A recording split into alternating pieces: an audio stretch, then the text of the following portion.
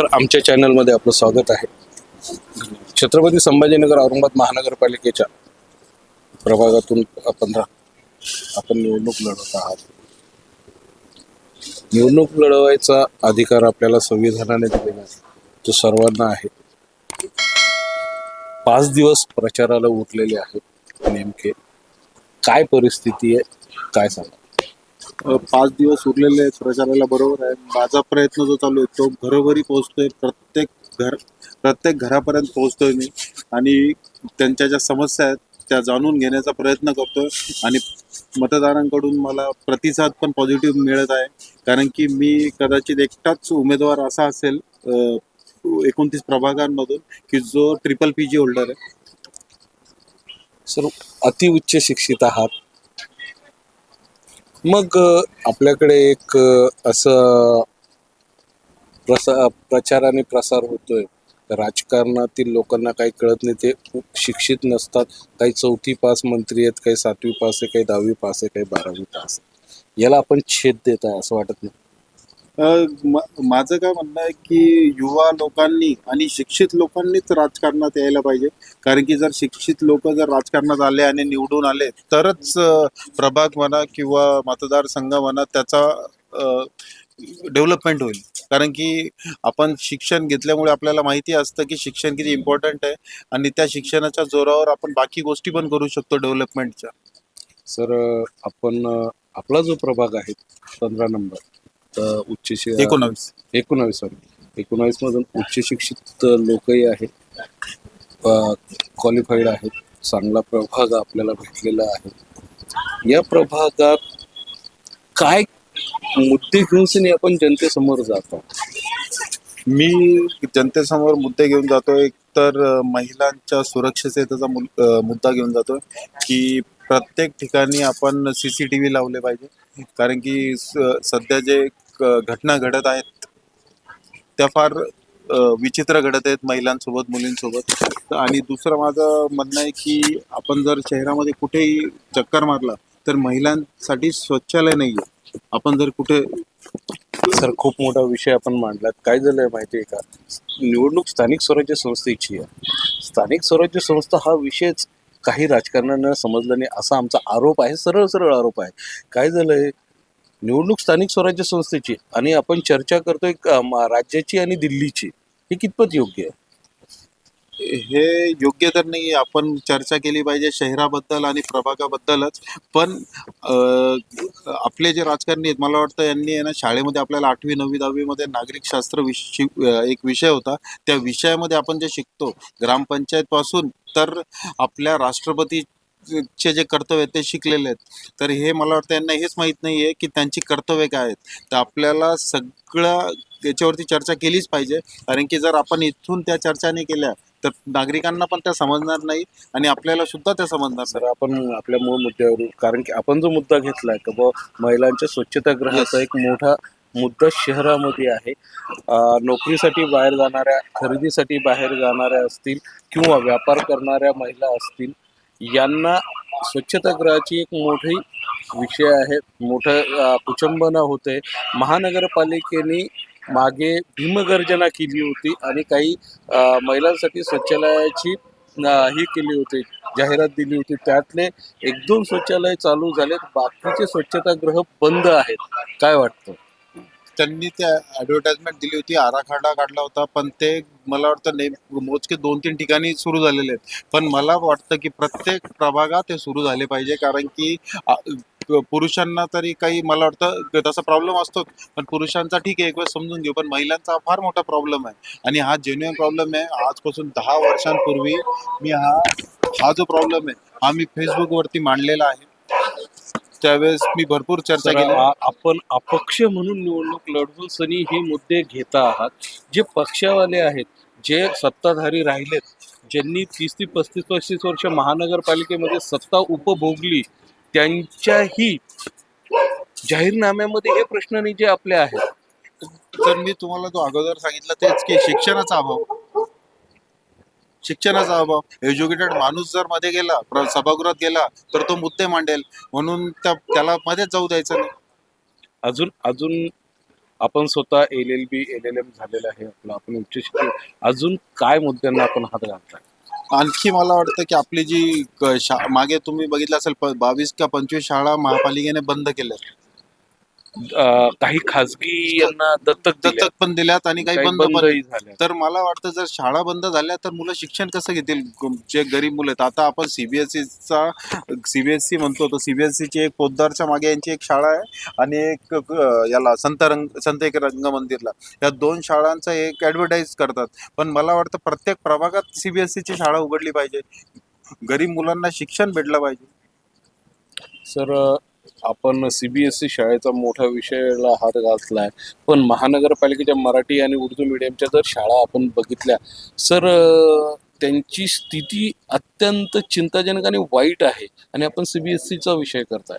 त्यांची स्थिती चिंताजनक आहे, वाईट आहे, बंद पण पडत आहेत. पण मला वाटतं की आपण जो बजेट येतो महापालिकेचा, तर सर्वात जास्त शिक्षणावरती आपण यूज केला पाहिजे तो बजेट. सर, शिक्षण हे वाघिणीचं दूध आहे, जो पिल तो गुरगुरल्याशिवाय Yes. राहणार नाही, हे बाबासाहेबांनी आपल्याला पहिलेच सांगून ठेवलेलं आहे. पण यापासून आपल्याला कुठेतरी लांब ठेवल्या जातं, यात वाद नाही. दुसरा आपण एक विषय CCTV कॅमेऱ्याचा घेतलेला आहे. स्मार्ट सिटी अंतर्गत पहिलेच शहरामध्ये खूप सारे CCTV कॅमेरे लावले गेलेले आहेत. ते कुठे लावलेले आहेत? चौकात लावलेले आहेत, मेन रोडवरती. मध्ये जे आपले प्रभागातले रोड आहेत, वॉर्डातले रोड आहेत, तिथे नाही लावले गेलेले आहेत. ते आपल्याला तिथे लावावं लागतील. जे ओपन स्पेसेस आहेत तिथे लावले गेलेले नाही, जिथे गार्डन्स आहेत प्रभागात तिथे लावले गेलेले नाहीत. कारण की ह्या ज्या घटना घडतात ना, या घटना कुठे घडतात? ज्या अशा रिकाम्या जागा असतात किंवा जे गार्डन्स असतात अशा ठिकाणी घडतात. तर आपण तिथे लावले गेलेले पाहिजे असे कॅमेरे.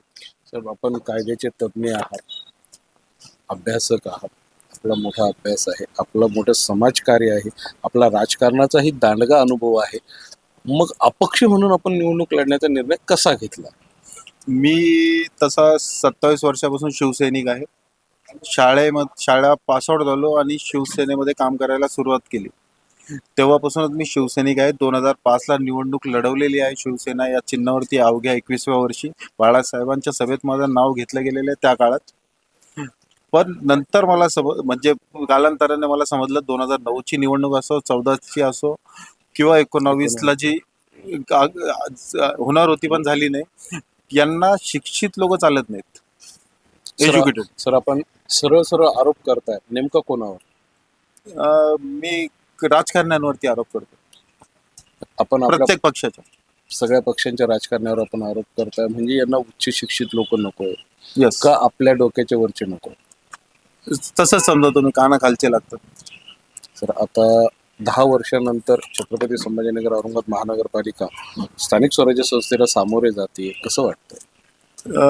तर एक उमेदवार म्हणून चांगलं वाटतंय की महापालिकाची निवडणूक होती, कारण की कोरोनामुळे आपली निवडणूक रखडली गेलेली होती आणि त्याच्यामुळे भरपूर गोष्टी ज्या डेव्हलपमेंटच्या होत्या त्या रखडलेल्या आहेत. त्या मला वाटतं की यावेळेस नवीन नगरसेवक येतील, नवीन युवा नगरसेवक येतील आणि भरपूर डेव्हलपमेंटचे प्रश्न मार्गी लागतील. सर, आपण डेव्हलपमेंट म्हणजे नेमकं काय? डेव्हलपमेंट म्हणजे आपली व्याख्या काय?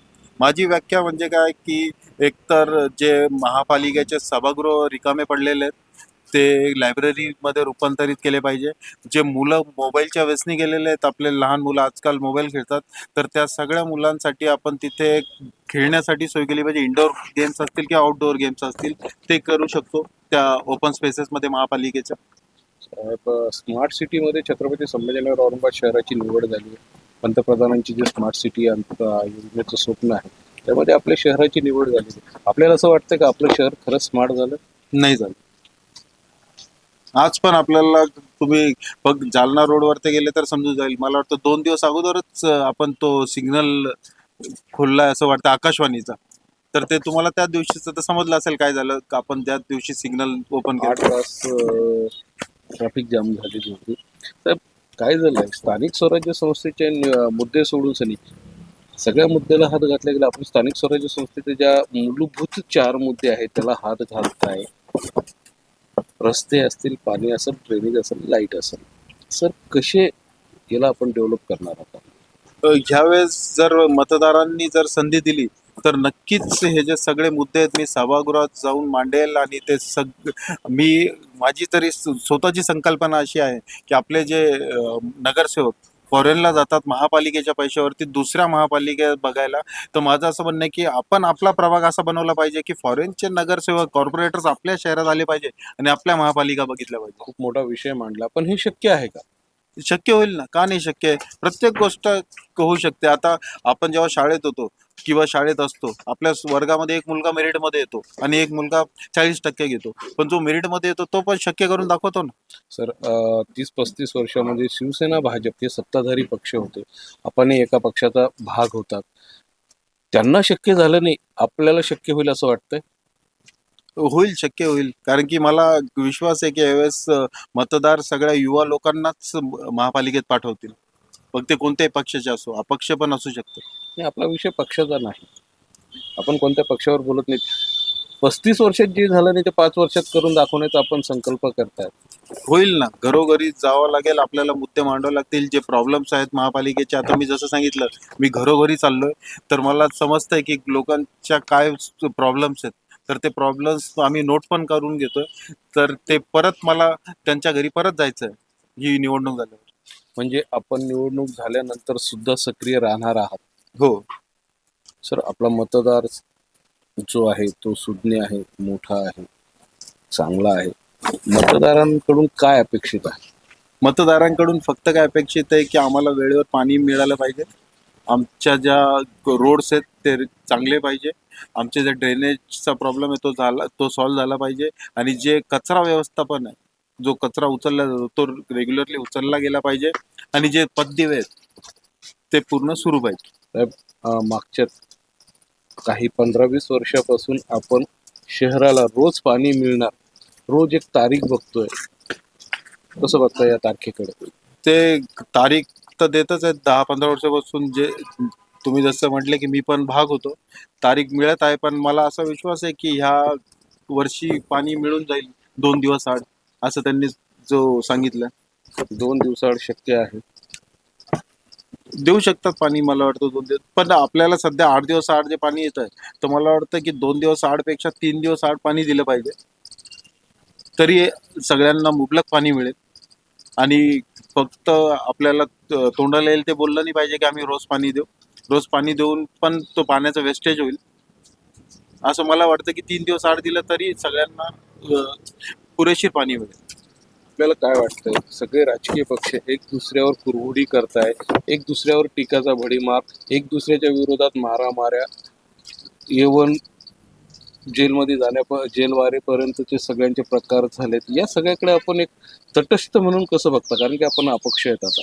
कसं बघताय? मला काय वाटतं माहिती आहे का, की जोपर्यंत एकमेकांवरती कुरघोड्या करणार नाही, यांचे घरं चालणार नाही. म्हणून हे करतच राहणार. यांना जनतेशी काही घेणं देणं नाही, डेव्हलपमेंटशी काही देणं घेणं नाही. यांना फक्त एकमेकांवरती कुरघोड्या करायच्या आणि मतांसाठी हे राजकारण करायचं. या कुरघोड्या फक्त मतांसाठी असतात. साहेब, आपणही मतं मागायला उभे आहात. पण आपणही त्याच याच्यात आपणही मोडता. नाही, पण मी टीका करतच नाहीये. मी घरोघरी चाललोय आणि मी माझा परिचय देतोय आणि मी त्यांच्या समस्या विचारतोय. मी कोणाबद्दल काहीच बोलत नाही. मी बोलतच नाही आणि मी बोलणार पण नाही. सर, असं वाटत नाही या राजकारणात आता सर्वसामान्य जनतेला वीट आला? आलाय. मी घरोघरी गेल्यावर समजतंय मला, वीट आलाय त्यांना. कारण की मी तुम्हाला सांगतो की काही मतदारांनी दरवाजा उघडायच्या अगोदर मला विचारलं की कोणत्या पक्षाकडून. जेव्हा मी अपक्ष सांगितलं तेव्हा दरवाजा उघडून मला घरात बसायला बोलवलं. आपण प्रभाग क्रमांक 21 मधून निवडणुकीला सामोरे जातात. 15 तारखेला, येणाऱ्या 15 तारखेला मतदान आहे. 16 तारखेला समजेलच कोणाच्या पारड्यात मतदार राजाने आपलं मत टाकलंय. जाता जाता आपल्या वार्डातील, आपल्या प्रभागातील नागरिकांना काय आव्हान करणार? मी सगळ्या नागरिकांना एकच आव्हान करेल की तुम्ही मतदानला जाण्यापूर्वी तुम्ही प्रत्येक उमेदवाराला बघा, तो किती शिक्षित आहे, त्याचं कॅरेक्टर कसं आहे आणि त्याच्यानंतरच तुम्ही मतदान करा. साहेब, शेवटचे 2-4 दिवस राहिले. आता मतांसाठी नोटाचा पण पूर येण्याची शक्यता आहे. कसं वाटतं? येऊ शकतो, भरपूर ठिकाणी नोटाचा पूर येऊ शकतो, पण मला वाटत नाही आमच्या प्रभागामध्ये सुजाण नागरिक आहेत, ते बरोबर योग्य मतदान करतील असा विश्वास आहे मला. सर, आपली निशाणी, आपला प्रभाग आणि आपलं नाव आमच्या प्रेक्षकांसाठी. मी ॲडव्होकेट हर्षवर्धन विजय आगंदा त्रिभुवन, प्रभाग 19 अनुसूचित जाती या प्रवर्गातून अपक्ष उमेदवार म्हणून निवडणूक लढवत आहे. माझी निशाणी आहे नारळ. हे होते आपल्याबरोबर प्रभाग क्रमांक 19चे अपक्ष उमेदवार ॲडव्होकेट हर्षवर्धन त्रिभुवन. येणाऱ्या 15 तारखेला वकील साहेबांनी जे दावे केलेत यांच्या दाव्याला मतदार राजा कितपत प्रतिसाद देतो हे 16 तारखेला दिसेलच. अशाच बातम्यांसाठी बघत राहा आमच्या चॅनल.